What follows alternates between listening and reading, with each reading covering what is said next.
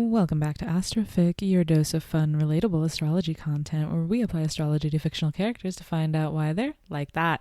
I'm your host, and this week we're talking about none other than Gale Hawthorne. Ooh, are you mad? Are you mad yet? Are bitches mad yet?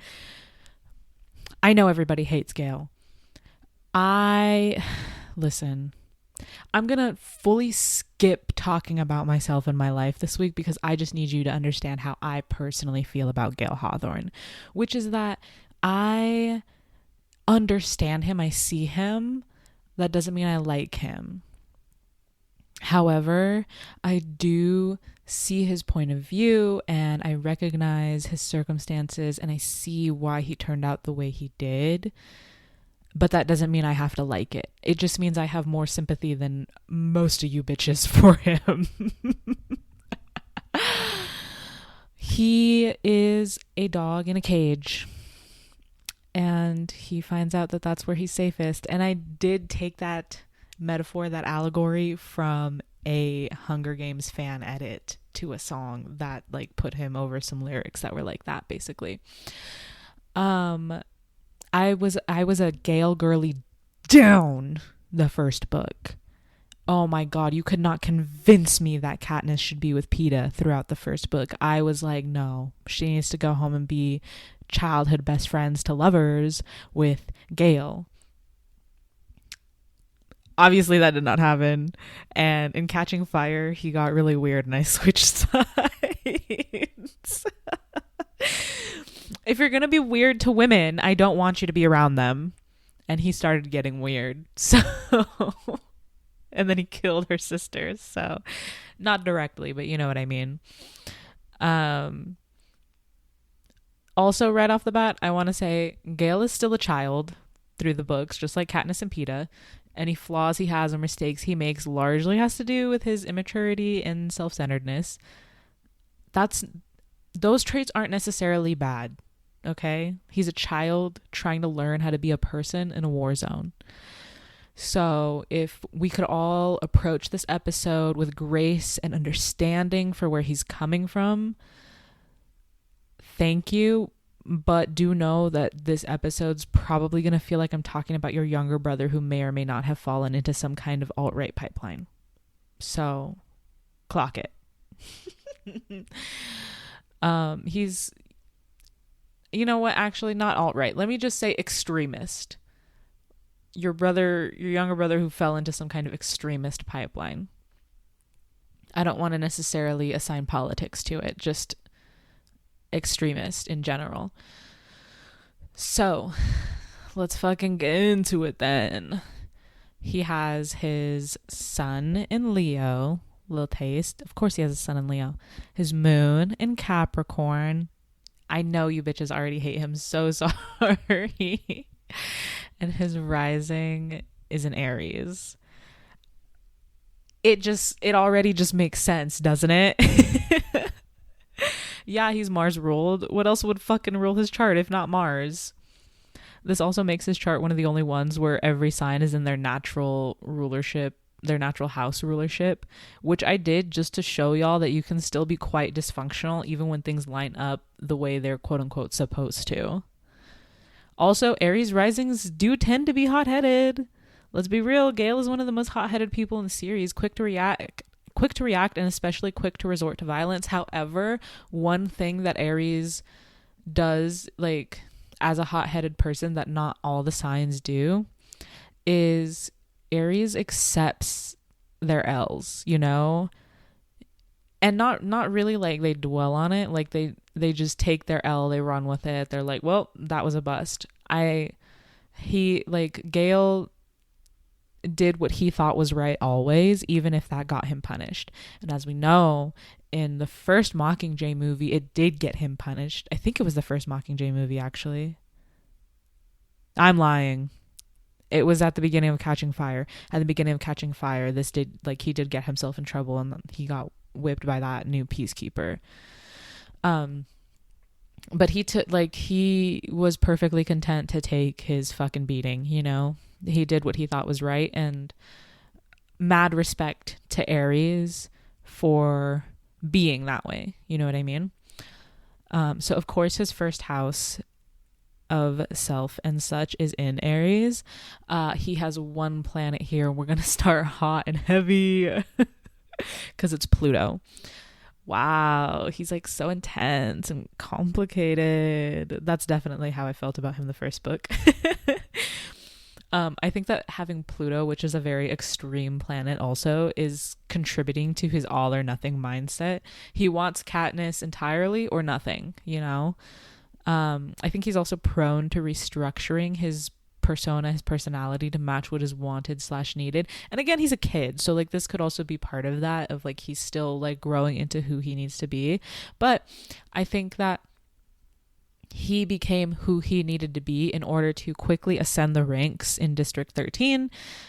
He became who he needed to be in order to provide for his family. He became who he needed to be in order to provide for 2 families when Katniss went into the arena. So yeah, this is a very useful skill, but only if he's discerning about it. It's not very useful if he's changing himself to fit what other people want or need from him. And he definitely does do this to fit in more, to prove that he's useful and worthy, because even though he's vehemently opposed to the societal standards he lives within, they still impact his thoughts and behavior. And all of these, like, he has a lot of cardinal placements. So he's very much like trying to do his own thing, but we'll get into it when we talk about his moon sign. He's very controlled in his inner world by societal standards and ideals. So we'll move into his second house in Taurus, where he does have one placement, which is Chiron. Chiron, the wounded healer, it represents where you were wounded very young and where you try to prevent yourself and perhaps others from being wounded in the future.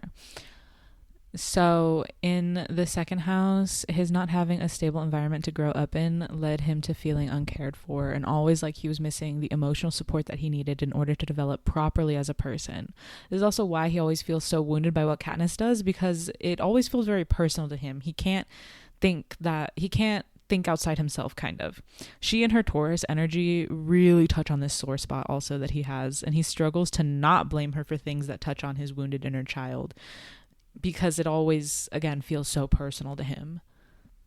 This is because Katniss is, of course, a Taurus sun.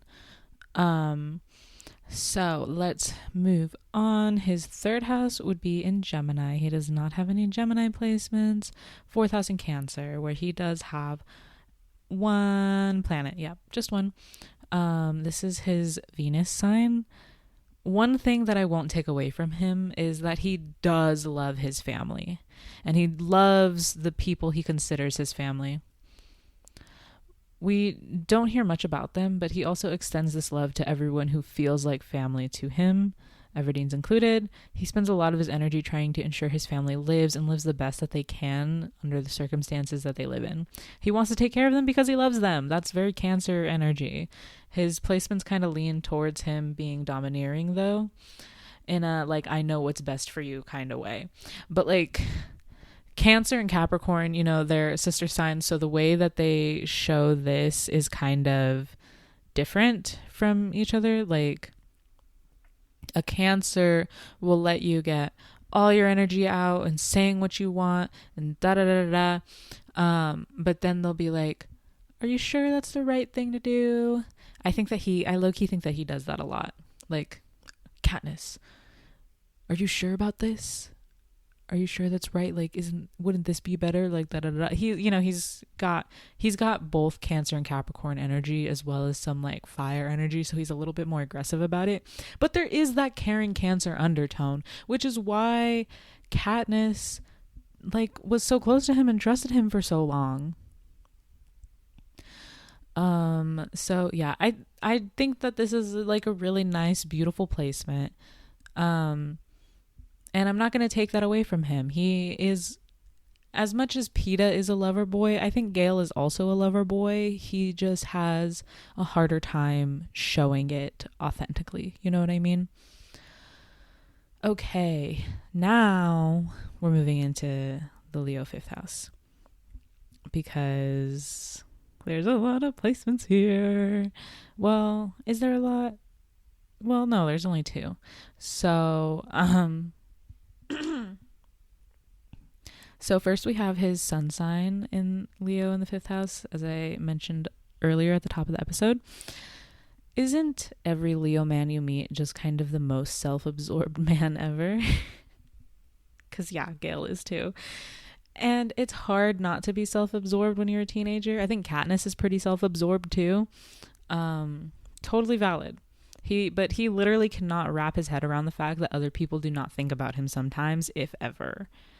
And so much of his pride revolves around 5th house themes of creativity and romance, and not creativity in the traditional sense, I think, but like being kind of quick with it and being like innovative, you know, to be able to connect things that most people wouldn't.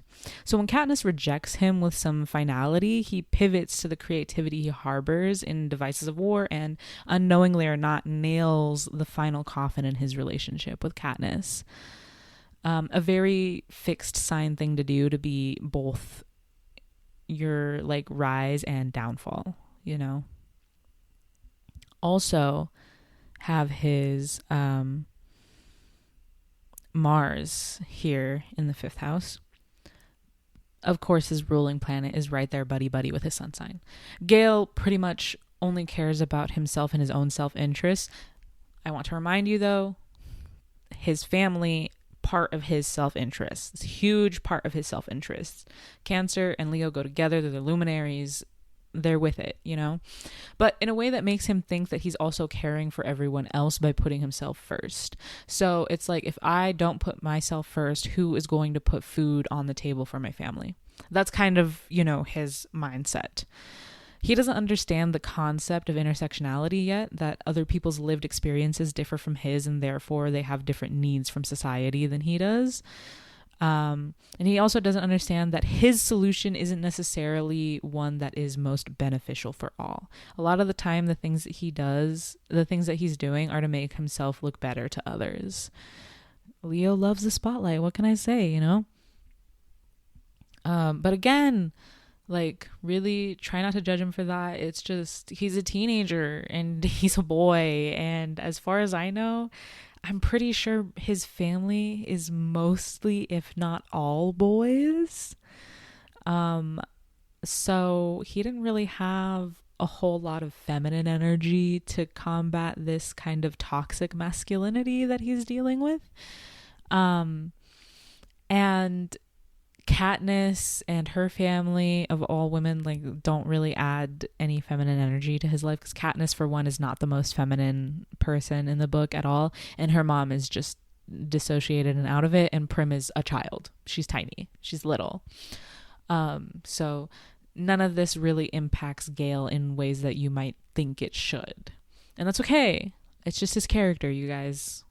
I just looked at the runtime. I'm really trying to make these episodes shorter for you guys. Really trying to speed through this shit, okay? So we're moving into the 6th house, which is in Virgo.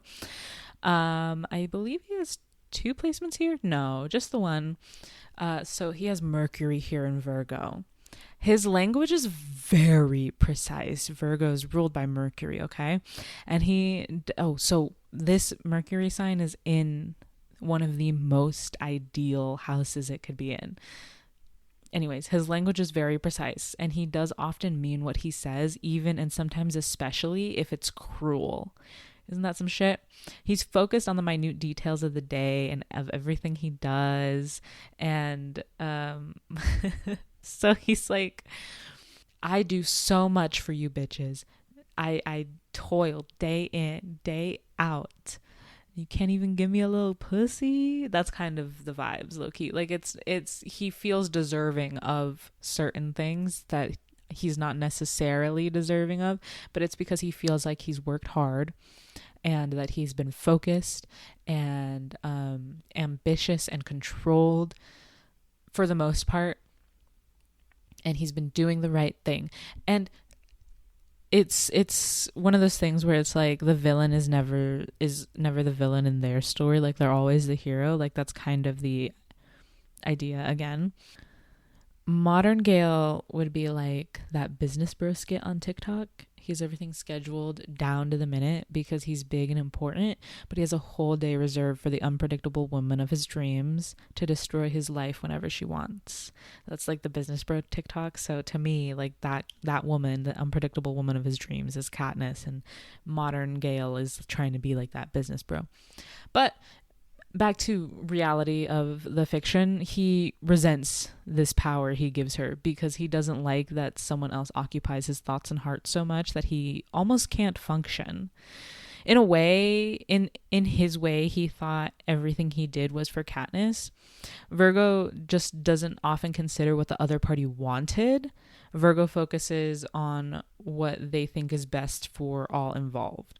So again, we have that kind of Cancer Capricorn mentality of mother, father knows best, you know? So that's his Mercury in Virgo. Does he have any Libra placements? He does not. So we're going to skip the 7th house and go straight to the 8th house, where he has at least 2 placements in Scorpio, just the 2. So these are 2 very important personal planets. So first he has Jupiter in the 8th house. The 8th house is a very kind of what's the word I'm looking for? Intense. Yes, it's an intense house. It's the house that Pluto rules, so it is also kind of all or nothing, kind of extremist. With Jupiter here, Jupiter is also a very extreme planet. It's abundance to the point of, you know, too much of a good thing. He gets what he wants. Gale gets what he wants, but like at what cost? He jeopardizes real people, real lives, his own relationships for notoriety and a chance to say that he did something with his life during this rebellion. And Scorpio especially is destruction and transmutation and kind of like trickery, I guess. In the 8th house, he uses others' lives as a means to an end to set himself up for future success. So like that plan that he made with the bombs with Beatty and Coin, huge Scorpio 8th house, Jupiter Scorpio energy. I imagine the same way Katniss got pardoned for killing Coin, Beatty and Gale were pardoned for their war crimes, their explosion stunt, because it was an act of war that ultimately helped, and it definitely helped end it definitively. Sorry, I can't read. It was an act of war that ultimately helped end it definitively without tarnishing the reputation of the rebellion, because citizens will not know that those bombs came from District 13. Anybody outside of the inner circle will not know that those bombs came from District 13. They will always believe that those bombs came from the Capitol because it was staged so well. Scorpio is a long game thinker. It's a fixed sign. Speaking of long game, he also has his Saturn here. Saturn and Jupiter here is so wild because it's like a constant tug of war between restriction and abundance. Or maybe it's just that everything he does comes with unintended consequences. It makes me feel a little bit bad for him because it's like, damn, he can't do anything. He can't catch a break. He's metaphorically getting bitch slapped by the universe like a lot. He loses his girl. He loses his family. He loses his home. He loses his only friend too in the end. You know, like at first he loses the concept of him and Katniss as a romantic couple, and then he loses all that other stuff, and then he loses his friendship with Katniss on top of everything else. Utterly and completely alone by the end. Something about this is also giving like he struggles with making long-term plans. What he thinks is a long-term plan isn't actually that long, and he doesn't account for a lot of the ways that plans tend to go wrong. He has like no contingency plans, basically. Not very well prepared, which is not very like Scorpio, but his Virgo Mercury in the 6th house it's the reason it's like very detailed, right? But detail does not get you to the big picture. It does not get you to the end goal, the long game. right? It only gets you through the day to day. And he loses when you're so focused on the day to day and the little things, you do lose sight of those bigger goals. And that's why he can never plan that far ahead. It's a combination of all of these placements, right? All right. So that's his 8th house. He has his 9th house in Sagittarius, in which he has no placements. So we're going to go straight to the Capricorn 10th house, where he has his moon and one other planet. Capricorn moon is crazy. Daddy issues and mommy issues in one placement. So sorry, King. We don't hear a lot of the details about his home life because Katniss is such an unreliable fucking narrator. Just that his dad is also dead and his mom takes care of everything. I'm pretty sure that's their setup. I think that's why Gale and Katniss were so close, is because their lives were so parallel to each other. So the moon, the mother, is in both the house and sign of the father, taking up that role in Gale's life, even if he has to then assume that role for others.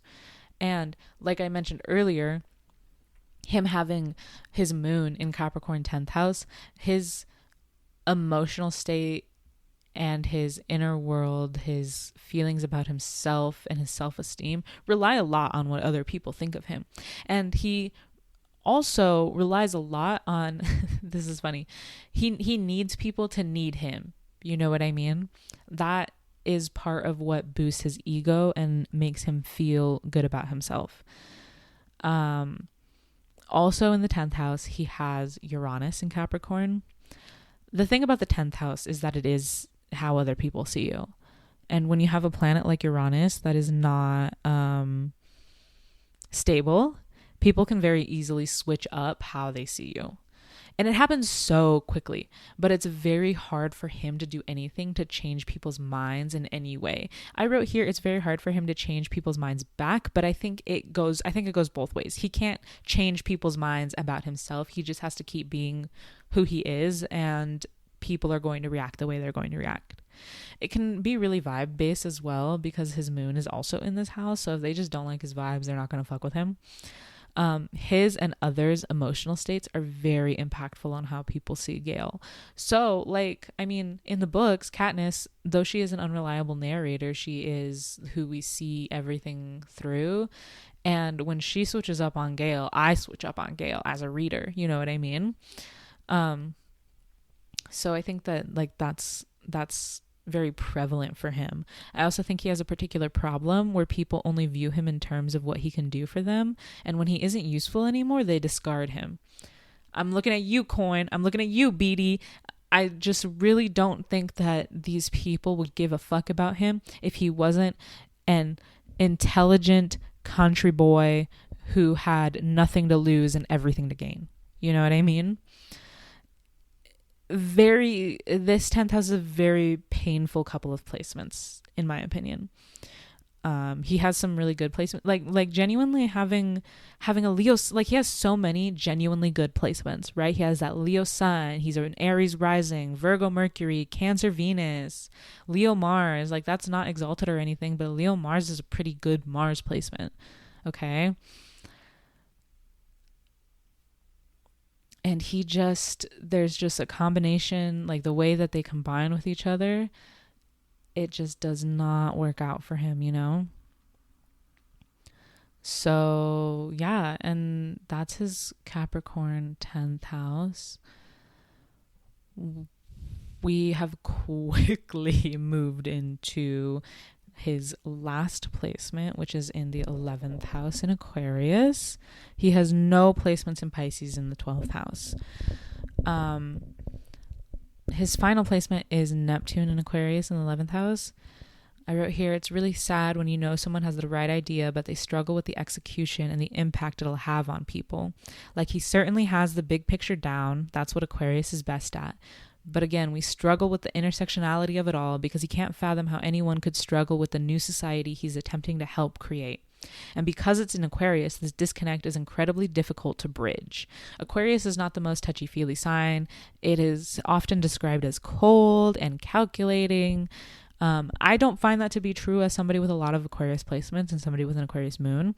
But I do understand that Aquarius is kind of cerebral and kind of lives in its head in a way and kind of above everybody else. So it is difficult to bring Aquarius back down to earth and reconnect them to the reality of the situation. So with Neptune here, Gale can very clearly see the future that he wants to create. He can very clearly see the future that they're fighting for, and he's very passionate about it, which is beautiful. But he has all these other placements that really bog him down and make him lack a kind of self-awareness. They make him lack the ability to see things in a bigger and brighter light. And it just really hampers his ability to fight for a future that is truly beneficial for all. He's very much operating in the I know what's best for you mindset for everybody. And it's really tough. It's really sad, but that's just the way it is, unfortunately. So yeah, that's Gale's chart. I sincerely hope that he stops getting so much hate. It's just really hard to see a brown boy get so much hate for being who the society he lives in made him out to be. You know what I mean? Like, the way he turns out is exactly what Snow would have wanted. That's exactly what he built his, or maybe even Coin. Like, I mean, Coin, they're two sides of the same coin, you know? God, there must be something interesting about Snow lands on top versus Coin flip. Anyways, we should care deeply about the men in our lives and about the paths that they take and the roads they go down, and do our best to guide them into being better people. That's not to say you should spend all of your mental, emotional energy babying, coddling, caring for men the way a mother would. But you know, if you hear a guy say something like that's so gay in a negative way, just be like, ooh, wow, really? We're using gay as an insult in 2025? That's crazy. Don't do that. You know what I mean? Just like little like gentle nudges of like, wow, that's fucking insane that you would do that. Crazy. And maybe not for grown men, but maybe for like your younger brothers and cousins and whatnot, it'll be fine to do stuff like that. But yeah, stay safe. Oh my God. Happy Pride Month, everybody. I hope you are all having fun, staying safe. And make sure to call your representatives about issues you care about, because Pride was a riot. Queer is a political identity, and we should all act like such is true.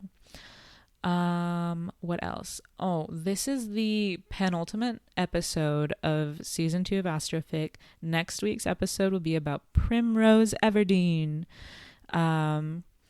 And that will be the end of season 2. It only feels right to end it with Prim. Miss you, girl. All right, so that's it from me.